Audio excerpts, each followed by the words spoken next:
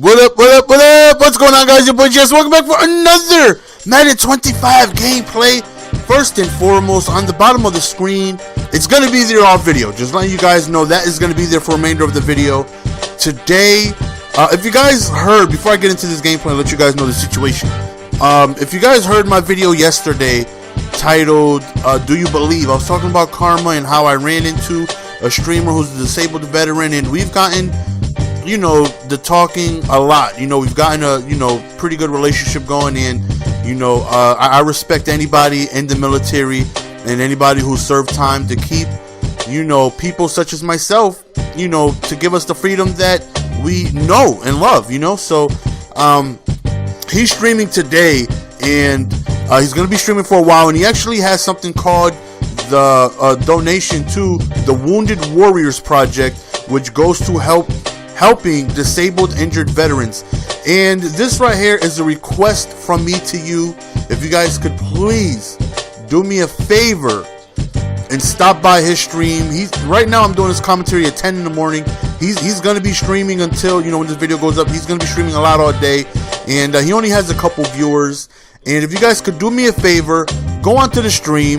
If you have an opportunity to donate a quarter, donate a quarter. You know what I mean? If you don't have any money to donate, donate some time. It would mean a lot to me if you guys can just stop by and let him know, you know, thank you for everything you've done. You know, like I said, he's a disabled veteran, and, you know, it would mean a lot to me if you guys could. If you can't donate any money, donate some time. You know, come by. He plays Madden, he plays 2K, he plays Call of Duty. He is one of the most down-to-earth people I've ever come across. And, you know, like I said, he's a disabled veteran. He loved doing what he did. The guy left his family to go, and he was sent to Iraq. And, you know, just a lot of crazy things have happened to this guy, you know, within his life. But, you know, all the craziness was revolved around being sent out to the military to protect this country. And I have respect for anybody who's in the military, anybody. And like I said, man, I've gotten to know him pretty well, and he's streaming today, and he's having a fundraiser for the Wounded Warrior Project. And again, like I said, even if it's a quarter, just know that anything, you know, he has a link already in his live stream. You know, that money is going straight to veterans who are been, I believe, I don't know, dismissed due to injury and whatnot. So that right there would obviously mean a lot to him, and, you know, to me as well. And if you guys can't, please just stop by and, you know, check out the stream. I'm gonna be in there all day, and also show some love, and, you know, just let them know thank you. You know, if you guys aren't appreciative of what soldiers do, then you guys are insane. You know, these people literally leave everything behind, their friends, their family, everything, to go out and fight for us. You know what I mean? They are going, they're, you know, sent overseas. And, you know, he was there when that whole shipment to Iraq happened, and that battle happened, and, you know, when the whole 9/11 thing was going on, you know, he was sent out there, and you know, put his life on the line for this country. And, you know, I have respect for anybody who does that. So again, if you have anybody, if you have any time, go by, you know, even if it's a quick second, just a quick thank you, you know, let him know that his time served was very well appreciated, and, you know, hope he gets better and whatnot. So if you guys could do that for me, it would mean a lot to me. So I mean, I'm sure it would mean a lot to him too. Right now he's got like 8 viewers, and I'm sure he would just love to have people in the stream hanging out, talking. And you know, any war questions or whatever, he'll answer. You know, he answers questions about his time served in the military and whatnot, and he's a very, very good guy, man. So again, it would mean a lot to me if you guys could go on ahead and do that. So about this gameplay, I have the Redskins going up against the Lions, and I'm going up against somebody from the Inner Circle. If you guys don't know what the Inner Circle is, check out MaddenMastermind.com. There's a section about the Inner Circle. You could read more about it. So, you know, I go on the Inner Circle, and I'm like, you know what? I have nothing planned to do right now. You know, I want to get a game in. I was like, you know, let me play somebody from the IC. Let me work on something. So I go in the IC. I'm like, hey, anybody looking for a game? So the guy I'm playing now, he hits me up. He's like, yo, GS, I'll play. And I'm like, all right, cool. Meet me in Bengals. We meet up. I noticed he's got a good record. He's like 52 and like 12 or something like that. So I know I'm gonna be in for a game. But before the game started, I messaged him on Skype saying I want to work on my Trey Open. You know, my red zone offense is ass. I want to work on some things, so basically it's like a lab game. I want to be able to work on some formations, try some different plays. I want to add some different things to my arsenal, because the more and more I get closer again to the top 100, the more and more people's defenses I'm facing is very unique, and I need to up my offense a little bit. So here I am trying to work on things, and you notice the entire first half I'm in nothing but tray open. 2 receivers, 1 tight end, 1 receiver to the left, and I'm inside that formation the entire first half, because again I want to work on it. And he's sending blitzes, he's sending pressure. He definitely knows how to send some heat. So I showed every play. You guys know when I edit, I show every single play of the game, but I cut that out in the second half, because the first half, as we hit him over the top, it's so pretty. I did every play for the first half, and the video was at the 10-minute mark, and I was like, oh, I can't do this. The game was too long. I didn't know that he put the game on like 5-6 minutes non-accelerated clock, so the game took forever. He's no huddling every play. I'm no huddling, trying to get as many reps in as I can, and the game took like an hour and a half, like 2 hours to play. It took such a long time, and I was like, if I continue to edit like this, it's gonna be like a 45-minute video.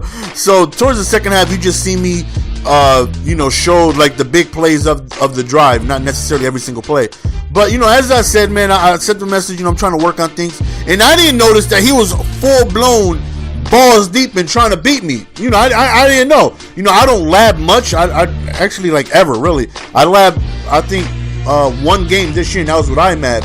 And I wanted to work on some under center things. So he's like, all right, cool. Meet me here. We'll let you try some things out. So he's no huddling. I'm no huddling. I'm trying new things. IMAD is trying new things. He's he'll get a first down instead of a touchdown. He'll just dive down and allow himself to continue working on plays. I did the same thing, and we came away with a good session. I came away with some plays under center that I liked, I felt comfortable with, and he took away from it what he took away from it, and I enjoyed it. So I'm expecting this is the same situation, right? I told him, listen, I want to work on my tray open.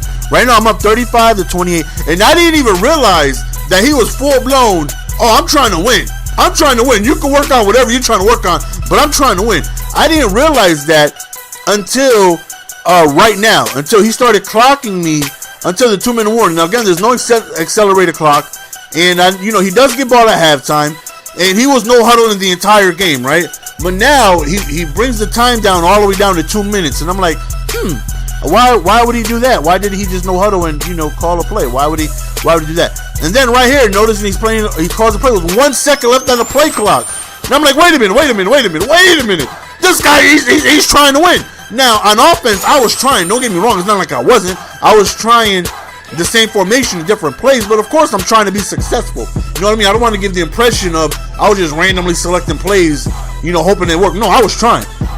Excuse me. On defense, it's the same thing. I'm calling the same defense I usually always call. I'm trying to stop his offense. And right there, we could go the way, except we end up getting stopped on the 1 yard line purposely, just to kill another time, a little bit more time.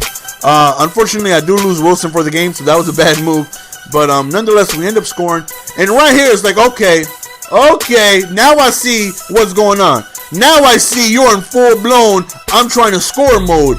And, I wasn't doing my normal offense. I was just sticking in one formation. I wasn't going in other formations to, plays that I like to go to. I was just sitting in one formation because that's the formation I was trying to work on. And then when he clocked me down the 2-minute warning, that's like, okay, gloves are off. I see what it is. You're just trying to beat me. Okay, now I need to try and do the same thing. Right there, it's an interception. I'm sorry, son, but no of you. Give it to me, baby. And what's beautiful is that we have enough time to hit him with 1 out route. And we end up hitting the out route. And whoop, excuse me, son, I got touchdowns to score. Look at the block, though. Look at the pancake and the block, allowing us to score the touchdown, going up multiple possessions at half, which was absolutely huge. So right now, I already know what I'm getting myself into, right?